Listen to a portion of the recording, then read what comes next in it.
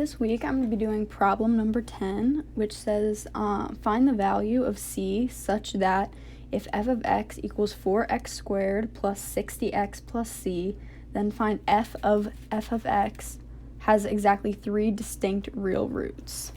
So if we want to find the roots of f of x, we're going to set that equal to 0. So when f of x equals 0,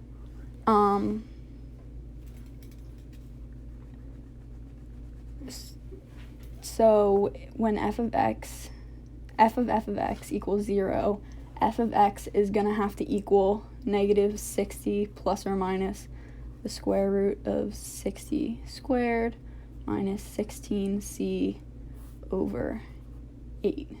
Because if we find the 4x squared plus 60x plus c, that's what the roots are going to be. So that way,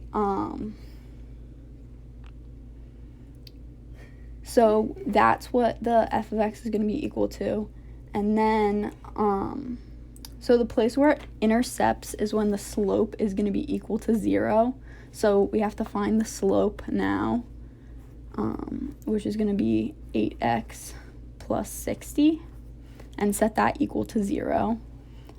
So x is going to be negative 15 over 2. So now we're going to set f of x, which is this, equal to the f of the slope of x when the slope equals 0. So we're going to set square root negative 60 minus square root of 60 squared minus 16c over 8 equals f of negative 15 over 2, and that's going to be negative 225 plus c. And then you're just going to simplify this. So negative 60 minus the square root of 36,000 minus 16c equals, and then multiply this side by 8.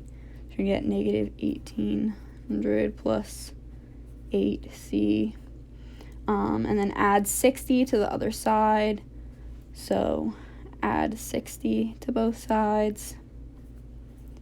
And then you're going to have to square both sides so that we can get rid of this square root. And we're going to get 64c squared minus 2784c plus 24,000 equals 0. And then to find that, you can factor out a 16.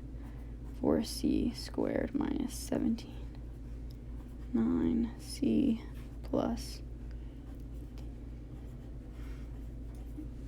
equals 0. And then that's going to factor into 16, 4c minus 875, and then c minus 216. So that means c is going to be equal to 216, or c equals 875 over 4. And